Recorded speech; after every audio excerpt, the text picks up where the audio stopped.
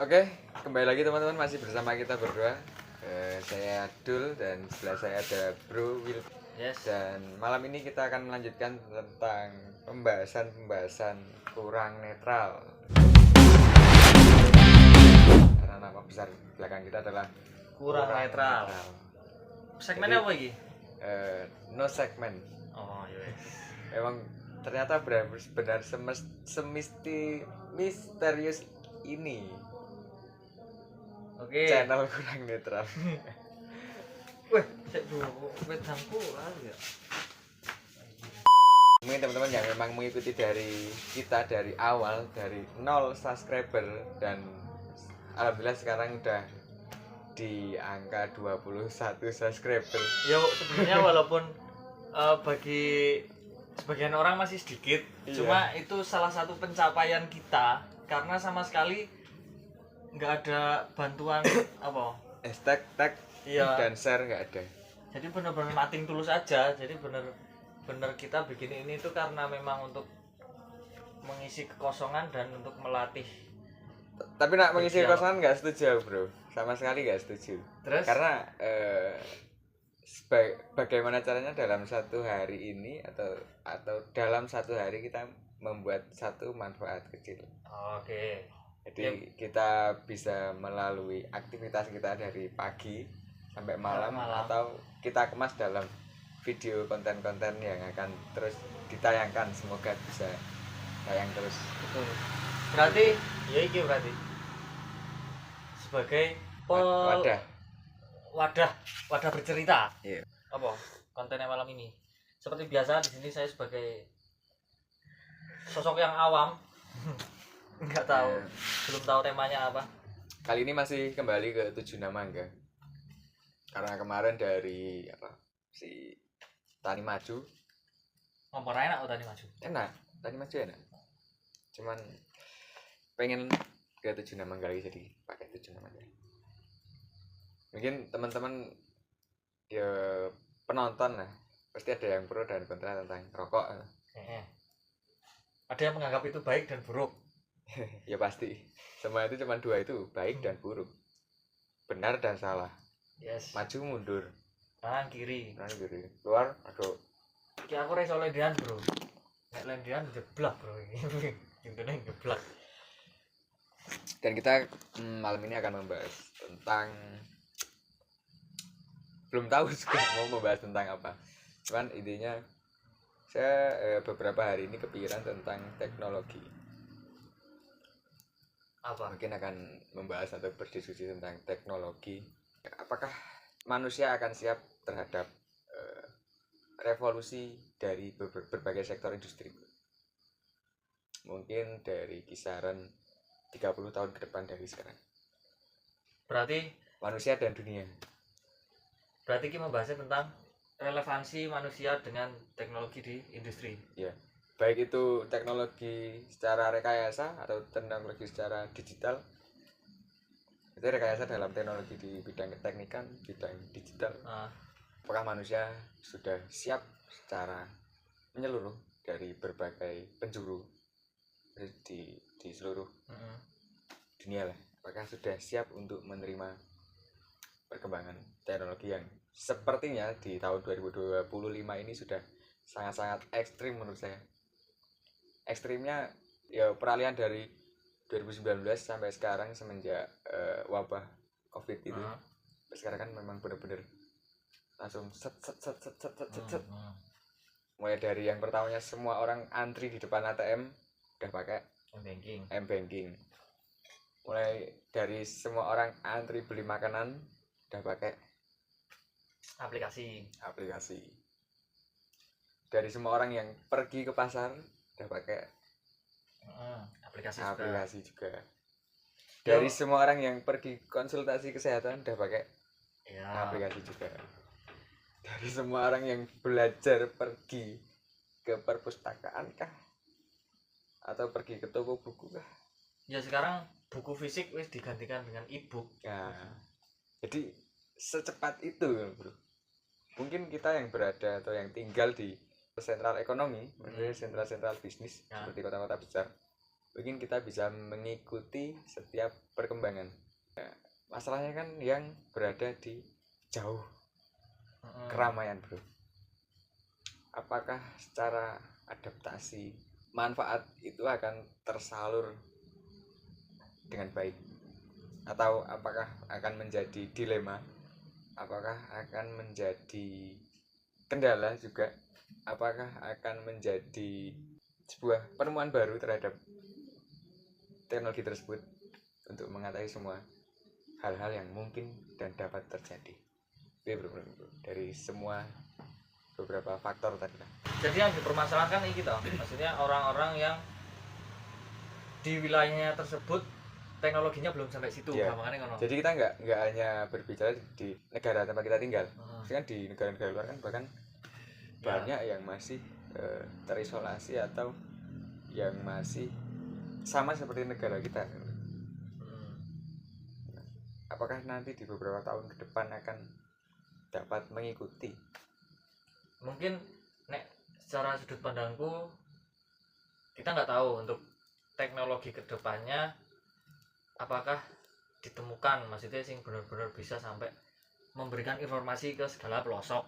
Mungkin kan siapa tahu ditemukan teknologi yang bisa menjangkau semua populasi masyarakat. Cuma nek misal saya lihat di era sekarang dengan adanya permasalahan tersebut, nek menurutku kembali ke pribadinya masing-masing. Apakah orang-orang tersebut mau untuk mencari tahu teknologi apa yang sedang terjadi di luar dari lingkup kehidupannya. Berarti kan harus ada, secara orang awam harus ada edukatornya tuh. Iya. Maksudnya harus ada mungkin pendampingan, mungkin harus ada penyuluhan dan lain-lain. Biar membentuk sebuah kesadaran jika teknologi akan seluas itu dan secepat itu berjalannya, berarti mau nggak mau kita beradaptasi itu pasti itu bro. Ya mau nggak mau. Apakah beresiko terhadap rutinitas atau aktivitas kita? Apakah itu akan menjadi masalah yang besar? Maksudnya aktivitas keseharian diimbangi dengan adaptasi dengan teknologi. Iya, mesti aktivitas keseharian kan pasti nanti dari segi pekerjaan. Itu pasti toh. Pasti berpengaruh, mungkin ada banyak mesin-mesin canggih, ada banyak alat-alat canggih. Terus dengan jumlah populasi dan kenyamanan teknologi itu akan dikemanakan? Oh, maksudnya apakah SDM-nya terkalahkan? Nah, yuk bisa terkalahkan atau apakah akan menimbulkan masalah gitu loh. Kan semua kan instan dan terstruktur toh, tidak harus secara manual lah. Ini kan teknologi kan membuat pekerjaan manusia menjadi lebih efisien. Terus pekerjaan-pekerjaan yang lain gitu loh, mau dikemanakan gitu bro. Yo, ini aku belum bisa menjawab sih. Gue nanti masalahnya menyangkut banyak SDM bro, banyak tangan-tangan kreatif. Takutnya ya banyak tangan-tangan kreatif, tangan-tangan pekerja yang nantinya akan terberhentikan atau tergantikan oleh canggihnya teknologi yang udah ada. Ya, menurutku sih saranku ya tetap teknologi boleh, maksudnya teknologi boleh secepat itu untuk berkembang. Cuma ya tetap menurutku harus tetap mempertahankan ada batasan, Bu. Ada batasan. Ada batasan dari teknologi yang diterapkan di masing-masing industri. Mungkin per periode. Ya, bisa. Kayak contohnya sebuah produk lah. Harusnya keluar bulan ini, nanti bulan berikutnya ada lagi gitu. Orang terus des. Oh ya, dikasih waktu lah. Iya. Jeda. Terus apa lagi? Sebenarnya tadi sempat muncul di waktu saya nonton Instagram tadi tentang intinya itu listrik. Energi listrik, cuma dia berbentuk telur. Dan itu nuklir tenaga listrik tenaga nuklir dan berbentuk telur. Listrik tenaga nuklir sebesar bola lah kurang lebih. Jadi kalau nggak salah, apakah dunia akan siap jika digantikan oleh sebuah telur gitu? Pasti kan berarti kan listrik yo kasarnya listrik manual ini PLN ini akan digantikan dengan sumber energi yang hanya sekecil bola, sebesar bola. Ini wis mampu bertahan untuk beberapa jangka waktu ke depan. Berarti kan akan banyak hilang aktivitas sebelumnya. Kuwi nyangkutnya karo perusahaan besar, Bro. Ngeri tuh. Ya sama banyak yang dirugikan nanti. Iya. Sama halnya mobil listrik. Terus kedepannya Pertamina mau diapakan? Enggak cuma Pertamina sih, kayak produsen-produsen minyak bumi. Ya memang untuk generator industri-industri besar tetap biasanya masih didominasi dengan mesin-mesin sing konvensional, tenaga diesel, motor bakar lah ini. Motor bakar. Cuma ya tetap karena kita tadi menyangkut aktivitas harian, mobilitas kita yang terbiasakan dengan kendaraan-kendaraan konvensional, pihak-pihak dari SPBU ya ketika memang ada masanya semua teknologi merambah ke transportasi ya merasa digantikan misal. Mungkin juga kedepannya misal bahas masalah itu dari pihak pengelola minyak bumi kayaknya harus mau nggak mau harus ikut beradaptasi untuk berinovasi menciptakan stasiun-stasiun charging. Berarti kan secara nggak langsung kita meninggalkan energi fosil, bro. Iya. Cuman kan bukan sepenuhnya kita meninggalkan energi fosil, tetap beberapa sumber energi lainnya tetap memanfaatkan dari fosil-fosil. Prediksiku yang tanpa data dan hanya kemampuan pikiran mungkin minimal 80 tahun ke depan lah, bro. Baru bisa menyeluruh. Iya. Mungkin gonjang-ganjing gitu. Ya mungkin di 80 tahun ke depan wis hiruk pikuk wis berbeda misalnya. Mungkin nanti taksi pakai drone. Bisa. Jangan salah sih Rudi Salim loh wis produksi helikopter, bro. Kan sekarang, bro. Maksudnya kan iya sekarang. Ya nak lihat sekarang pasti harganya mahal. Maksudnya kan nggak mungkin juga tuh. Berarti kan kalau estimasi secara dari tolak ukur pemikiran ya mungkin sekitar 2000 berapa? 2090. 2100. Ya bener 2100 100 tahun 1 abad ke depan. Iya. Berarti kan dulu di 1900 dari kereta kuda saya mobil ya, berarti 100 tahun. Berarti bisa disimpulkan per siklus, bro. Per abad. Teknologi itu siklus. Iya. Maksudnya secara signifikan loh. Perbedaan teknologi secara signifikan ada siklusnya. Ya benar. Ketika kita bicara per 100 tahun, per 1 abad ya. Nyatanya memang kembali lagi tadi dari kereta kuda sampai benar-benar mobil sing bahkan sekarang bentuknya udah sama sekali nggak berbentuk kereta kuda ya benar per 100 tahun.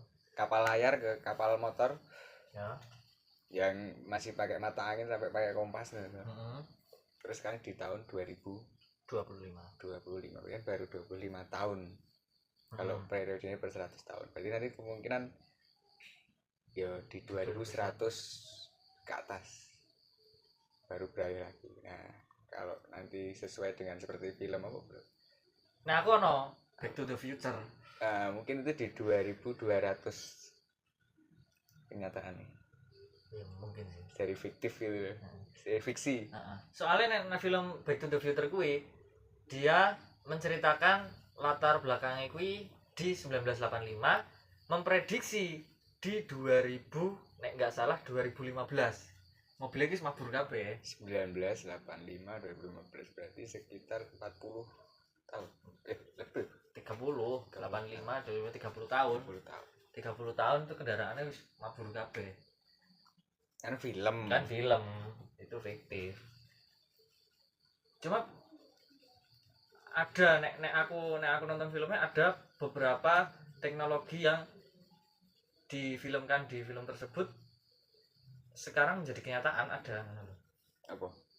Contohnya kayak sepatu dari Nike yang dia bisa menali sendiri sing tanpa ada tali, dia mau tinggo terus dia ngencengi dhewe sret ngono kuwi wis ada. Terus hoverboard. Ngerti hoverboard ra? Hoverboard iki kayak skateboard tapi sing melayang. Nang banyu. Ya nang banyu iso, nang dalan iso. Oh, berarti kipas sih paling Iya, paling. sejenis drone lah bisa dibilang. Terus termasuk drone yang dimana di tahun produksi film tersebut kan belum ada teknologi-teknologi seperti itu. Atau mungkin company-company yang menciptakan tersebut terinspirasi dari film tersebut ya iso. Bisa. Setelah menonton film Mungkin kan, demonstrasi sih film itu sebuah papan iklan lah. ya bisa sih. Jadi Bisa. di balik itu sebenarnya wis di skema seperti Iya. itu sebuah papan iklan di dalam film-film tersebut. Karena kita nggak tahu yang mengendalikan dunia. Iya. Apalagi nih ngomong ke production house itu urusannya company yang sangat besar, kita nggak tahu di balik industri itu seperti apa ya, kita bisanya hanya menikmati hasilnya. Terus apa bro, teknologi sing kowe mengalami sendiri dan merasakan kekagetan, wih kok saya udah ngene iki ngono. Uang digital kan sih bener-bener kerasa banget dan setiap orang bisa merasakan tuh. Ya mungkin gajian misalnya datang ke amplop. Yo. Terus kirim uang nggak harus ke ATM sih, ke bank sih. Ya. Sewayah-wayah iso lebih keamanannya lebih bagus lah. Lebih bagus. Tingkat kesalahannya lebih kecil. Ya, tingkat kesalahannya lebih kecil. SMS. Wah, SMS rata aku, bro. Enggak, kamu merasa kaget enggak dengan Nah kan udah beberapa tahun yang lalu, misalnya dari SMS, BBM, iya, terus WhatsApp, WA. sampai sekarang WhatsApp masih Oh. bertahan. Sing kerasa banget tuh, dari dulu sebenarnya udah ada makanan instan. Cuman kan yang kita tahu mungkin yang mimian gitu, sing instan. Iya. Nah, sedangkan sekarang kan wis Banyak. serba simple lah. Heeh. Nggak hanya makanan yang cepat saji, ya mesti yang hampir makanan berat, bahkan dari segi bumbu kecil-kecil wis praktis banget. Iya sih, Itu kan termasuk adalah sebuah teknologi inovatif. Berarti kan kemungkinan kedepannya akan lebih dikemas lagi. Terus dari segi hunian lah, bro. ya. Mungkin zaman dulu nggak seinstan itu bikin hunian tuh. Sekarang kan wis dari segala macam jenis material ada, Oh ya. tinggal pilih. Terus dari segi infrastruktur tuh, pembangunan wis. Bahkan nggak nunggu bulan nunggu apa wis. Ya benar sih. Langsung dibikin jadi. Bahkan di negara-negara maju pun wis hitungannya nggak hari, jam udah bisa digunakan lagi. Benar. Kan itu semua teknologi, kebutuhan hal-hal besar barang gitu, bro. Ya. Bahkan nggak hanya dari di dalam negeri toh, dari luar negeri ke dalam negeri wis bisa ekspres. Berarti kan ada kemungkinan kita nggak perlu kemana-mana, wis semua kan datangnya. Ya. Apa siap, bro? Terus kita mau ngapain? Dewe arep ngopo? Ya berarti Dewe sebagai pelaku di dunia teknologi, ya kita sebisa mungkin mencari uang sing menggunakan teknologi tersebut. Kemungkinan kita nggak mencari uang lagi, bro. Tapi Teknologi wis memfasilitasi gitu. ya wes berarti layang-layang darimu kan. Ada kemungkinan ngono loh, bro. Ya iya sih. Ya aku kembali ke manusianya lagi ya. Maksudnya apakah Ekstrim lah. ekstrim nek ngomong kayak kasus sampai sebegitu jauhnya, kui sangat-sangat ditakutkan sih. Kui kembali ke manusianya yang apakah kita mau dimanjakan dengan teknologi nantinya? Benar-benar bergantung pada teknologi. Menurutku ya teknologi dan manual atau secara tradisional itu harus seimbang. Benar. Mungkin di beberapa konteks itu kita perlu teknologi dan beberapa konteks lagi kita tetap menjaga alamiahnya bumi bekerja. Iya. Ya Sains tadi dibatasi. Iya. Ya kita juga tetap harus bisa menggunakan fisik kita yang sudah diciptakan sedemikian rupa untuk dipergunakan sebagaimana mestinya. Enggak yang terus kita terfasilitasi dengan teknologi yang dimana itu buatan manusia juga, mentang-mentang adanya teknologi kita terus kedepannya ketika memang teknologinya udah mencukupi semua ya kita merasa dimanjakan yo. Jadi mulai sekarang teman-teman, dan semoga saya dan si bro ini bisa melestarikan budaya-budaya yang mungkin akan menjadi hal yang hilang. Mungkin kita biasakan untuk tuku rokok melaku, ya. beribadah melaku, ya. Itu akan menjadi budaya yang hilang loh bro. Bro jalan kaki sisuk ono toko rokok online bro. Iya apa dipencet enggak teko yo bisa jadi mulai sekarang harus melestarikan hal-hal atau aktivitas yang sifatnya tradisional. Benar ya, kita tetap menjaga lah sesama saling hidup di bumi ya. Dewe kan harus menjaga keseimbangan, menjaga semesta, malah terus sekarang menjaga apa hakikatnya sebagai makhluk sosial. Dewe bertemu dengan penjaga toko ngobrol-ngobrol lah ngono iki kan guyon guyub jalan kaki sapa-sapa tonggone. Itu kan jangan sampai hilang. Untuk hal-hal kecil seperti itu tuh sangat-sangat berpengaruh di sosial. Mungkin itu pembahasan kita malam ini, mungkin yang durasinya sangat singkat, dan mungkin nanti dari si editor jangan di-cut lah, mungkin ini hal yang penting atau tidak penting atau bahkan sampah yang tidak dihiraukan lagi, mungkin akan menjadi hal penting di kemudian hari kan nggak tahu. Nah intinya mungkin itu, dan tetap saksikan hal-hal misterius apa yang akan kita lakukan. Tapi saya pengen sore lagi sih, kalau nggak siang-siang. Sebenarnya enak ngonten sore ini di terbuka, dewe iso mesti iso santai-santai. Kalau kemarin itu pas weekend, ya mungkin nanti weekend depan nanti kita bikin lagi. Berarti jadwalnya weekend kita ngonten, kita ngobrol di alam terbuka. Ya, kita menyatu dengan alam. Dan sampai berjumpa lagi di video berikutnya yang masih misterius. Bila teman-teman suka, senang, dan merasa terhibur, bisa dukung kita dengan cara tekan tombol like-nya. Ya, tombol like-nya. Atau bagi teman-teman yang ada saran, kita mau membahas apa di kedepannya, masukan lah, ya, biar kita diskusi. Biar kita bisa diskusi dulu, biar ngobrolnya enak. Teman-teman bisa tulis di kolom komentar. Free, bebas karena kolom komentar kita selalu terbuka. Dan bagi yang mau melihat terus updatean apa aja yang akan kita lakukan di kedepannya, teman-teman bisa subscribe, tekan tombol subscribe-nya. Dan terima kasih yang sudah subscribe, dan yang benar-benar sepertinya ada yang maraton dari 0 orang tersebut. Dan terima kasih, dan semoga kita sama-sama mendapatkan manfaat yang baik. Dan nantikan video selanjutnya masih bersama di nama belakang kita kurang netral. See you. Dadah.